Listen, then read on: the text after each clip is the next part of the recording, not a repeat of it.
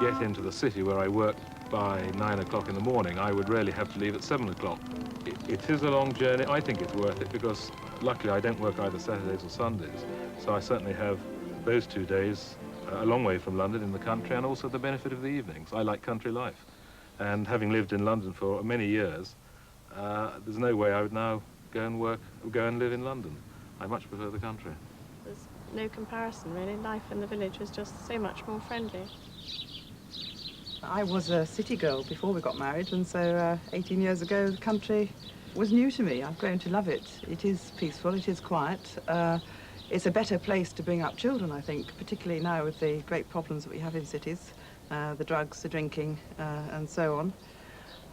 There are fors and against. Obviously, you have to learn to buy in bulk. You have to learn to put up with less services. But on the compensation factor, of course, you have an absolutely beautiful view. It is quiet.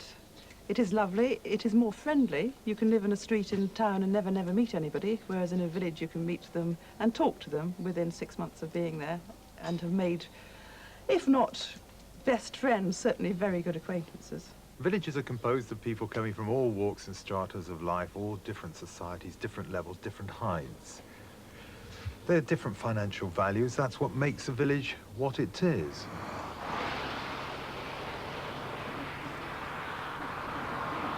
Orwell, population 1,000, is in the necklace of settlements around Cambridge. It's a sleepy village with 2 shops, a pub and a mixture of housing. Just 3 miles from the M11 motorway and 8 miles from Royston and the fast electric line to King's Cross, it's a rare combination of charm and convenience. But house prices have long been soaring beyond the reach of rural folk on modest wages. Everything's just so expensive because the village is so nice and peaceful. Everything's just too much, too expensive. Well, the chance of buying houses about here is virtually impossible. There's no chance, really. No chance at all. Houses, isn't it? They're just so expensive. It'd be nice if we had some around here, you know? We've lived here all our lives. Why should we have to move away and let them move in? Not if we don't, you know, not if we don't want to. If we want to stay here, then they should let us stay. We can't. We just can't afford it. Most would stay if they could. I would think so. Yes. To keep a village life going properly, you've got to have an even balance. You can't have more of one sector than you can another. I think you've got to keep an even balance of local people and the people who commute to keep the village life ticking over. I think we've got to have change in a village. It's got to have a natural growth. Otherwise, it'll die. It'll be just another sleepy village with nothing going on. It'll be more like a dormitory village. A village has always grown slowly with a mixture of houses in it. I'd like to think that when my children grow up, that they have some chance of buying a first-time home. And therefore you've got to build something that's smaller and cheaper for them. I mean, you're looking at 100,000 first-time mortgages. Well, it's just not reality, is it? It's just nice for them to have the choice. If they want, they can stay here and afford to buy a house. Or if they get the opportunity, jobs, to go somewhere else. It's just, I wouldn't push them to stay here. It's just their choice, isn't it? They should have the option, that's it, yeah. Farmland's worth less these days, so the owner of this onion field would like to plant a more lucrative crop of houses. He's applied for planning permission to build 32 low-cost homes. I think it's an identified need in this part of the county in practically every village.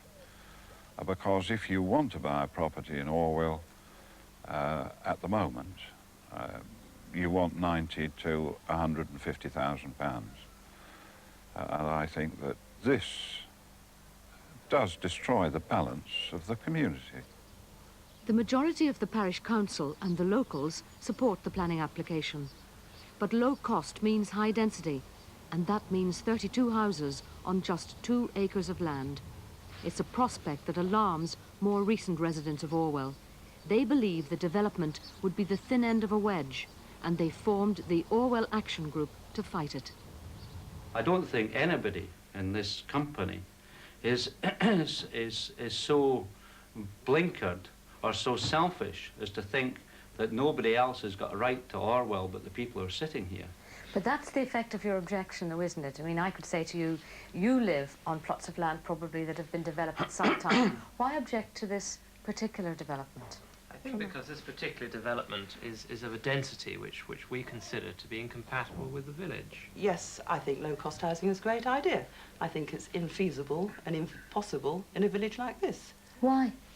Land is too expensive. If you say the problem is high land prices, surely the only way of dealing with that is high density. That's the only way you're going to cope with that problem. The way of dealing with it is to build in a cheaper area. But, for example, if you say that, aren't you denying some people the very character and style of village living that you yourself appreciate? Oh, no, come on, you know when you're asking that question, that by putting in a whole load of very high-density houses in a village that doesn't have high-density housing except in ones and twos around the village, that you're changing the character of the village. The village we all came to, we were attracted to the village because it was as it was when we came to it. The name starter homes means you must have a transient population. Absolutely. Yeah. Well, not according to a lot of the local people who say that the starter homes would be intended for people who live locally who'd like to be able to buy cheaply locally. But you quoted prices of... Could we... I mean, as you say, the name starter home means that it is your starter home. Once you have children, you'll move on to something a little larger. You're not going to stay there. The people who buy them will stay 2 years, perhaps. I mean, we've already lived on an estate, as Ian said, and seen how it works. People stay 1 year, 2 years, until they can manage to buy a slightly larger house, because by then they're having children and they move on. You won't get people living there long term and joining in to the community in a long-term way. Supposing, instead of calling it starter homes, then we call them cheaper homes.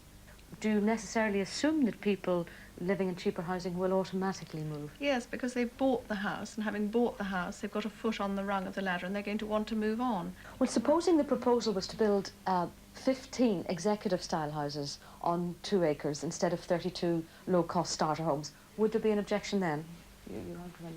I don't know that there'd be an objection to the same extent. I think what we are trying to do in considering this particular development is to try and retain the character of the village.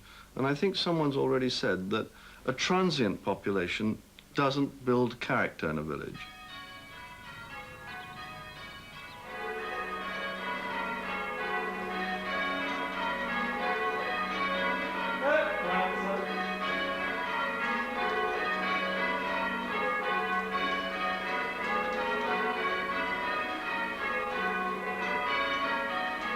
Newcomers believe they keep villages alive, maintaining old customs, ringing in a new age for the countryside. But the essence of a village is its people, say the locals. They believe Orwell's character's been distorted by the building of too many houses for the well-off. We're finding that Orwell is becoming a village which is losing its character, if you like, because most of the houses that have been built, say, since 1970, have been for very high wage earners. What we should have done was 10 years ago is they stop all the big houses and have a few more smaller ones in then. Do any of you have an idea of what might be the average wage that a young couple in an ordinary job would earn in this area? A joint income? Yes. Maximum of 15,000, I would have thought. Now, is there anything at all in this village at the moment that could be bought then by someone who needed a mortgage and was earning that kind of money? No. We've been on the council list, we had been on the council list 5 years, and we have just actually been told we've got a house at Litlington. But there again, we've had to move out of the village because there was no chance of getting a house in Orwell. Have you just got married recently then? But last year, yeah. Why do you want to live in Orwell? Well, I've always lived in Orwell, and I do the Sunday school and various things like that, and I've always been associated with the village and feel I'm part of it. I rather question that great vast numbers of children of Orwell actually are wanting these houses. As far as I can see, Orwell is made up Of the old locals and, of course, the new people that have come in. Now, us and many, many families that we know have children about 13, 14, 15. There are quite a few, but not many, of the age that they want to get married. And people go to places to work. There isn't actually that much work in the village. So if people are working in Cambridge, which is probably the most likely place for young people to work around here, there must be plenty of high-density, lower-cost housing, surely within Cambridge, and perhaps people can start there, and when they're both working, husband and wife, and then perhaps move on and come back to the village in a few years' time. But why should they have to do that anyway?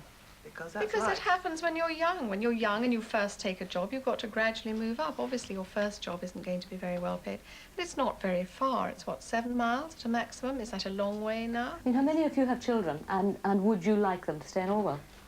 Yes, I have a son who is 16, and I would like to think when he gets married, he'd have the option to buy a house in Orwell or even a council house in Orwell. I've got two. Well, actually, they'll be the 5th generation to live in the village. My children are the 5th generation of the family.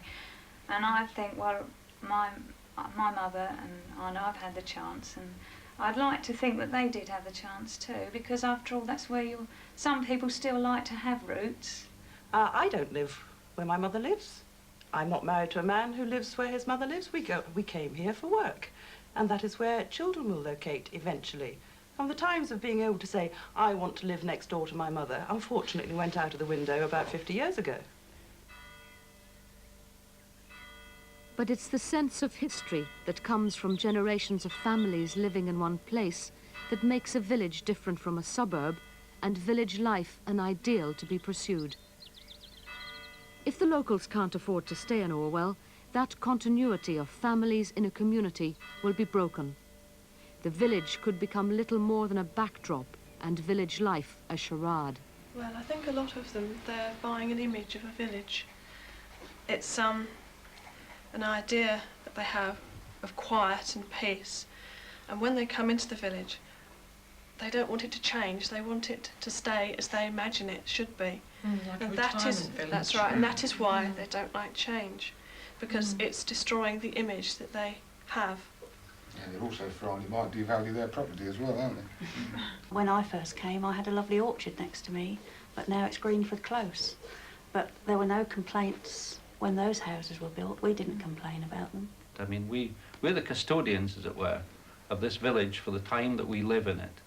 And if we don't look after it, it would seem that nobody will. Well, that's exactly the argument that other people have put to us. They say, 5 generations of my family have lived in this village, and I feel that my family is going to die out if my sons don't have a chance to buy a home that they can afford. Yes. But this is the history of England, isn't it? Surely this is where we've been. We've seen the agricultural revolution. When I was a young lad, horses drew all the little things around the fields. Then tractors. Now one farm behind us here has one man running 200 acres. So what you're saying is you've worked and worked until you got to the stage where you could buy a village. No. Or village life. Or no. village life. Yes, I bought village life. Yes, I agree. I mean, this is it. The green open fields all around. Not a high-rise in sight. It's marvellous. It's quiet. It's pleasant. But increasingly affordable by only a very few. No, no, no. More people are living in the countryside all the time. There must be more people who can afford it than used to be. And they don't have to be farm labourers anymore. This is a good thing. People who've lived here all their lives, they just want to carry on living their normal life and be busy, be active. People who come to the country expect it to stay as it is. They don't want change. And whereas this village has been growing and developing slowly over the years, they now want to stop it because it's as it should be. Will it be such a great tragedy, though, if there aren't 32 low-cost homes? Yes, if I'm coming again, this village will be just for people which my age will be coming up in another few years, walking around the dog, smoking a pipe, a semi-old retired girl. You've got 2 sheltered homes in this village, which to me is very good for these people. But it will be, if you don't inject new blood into it and young, that's what it's going to be. Just walking around, a dog pulling you around and smoking a pipe, possibly, if you smoke. It would be more like a satellite village for London. I can't really see it being anything else eventually. If Orwell was spoiled, as you think it might be, because I think that's what you're saying, I think the it happens character too might be quickly, spoiled. if the character was lost, would you move on? Yes, I would. If, for example, they built a whole load of high-density houses behind me, I would undoubtedly sell the house and move. Who would because stay? I think that would kill it. That's easier. If it proved to be the thin end of the wedge and hundreds of houses did go up in a large estate, I think we probably would move on as well. That's right, and that is precisely why we want to effectively kill off this planning application, so Orwell is not overdeveloped. I think we want to become the indigenous population as well. Well, they've bought their bit of England, haven't they? And they want it. They want to keep it as it is. I mean, they don't depend on the services to the same, well, public services, the same as what the likes of us do. I mean, they're not worried if the school closes or that sort of thing. I mean, they send their kids to private school, don't they? And it's all right for them. And they're not bothered about anybody else's, the way a lot of them are looking at it anyway. Do you think, and there's a danger, that Orwell could eventually become a village in which there aren't any locals anymore? What are locals? No, I don't think there is a danger. People will always establish part of their family where they are. Brothers, sisters, one or other will probably stay near their parents. I think that Orwell will continue, providing it is planned properly, to be able to provide for both. What we don't want is the change of a village into a town, and we don't want it to go sprawling everywhere. And we certainly don't want things that we already have, like this absolutely beautiful view, to be destroyed. After all, a house is the biggest investment of anybody's life. We didn't come to Sleepy Hollow to wake up one morning and find it's been turned into Clapham Junction.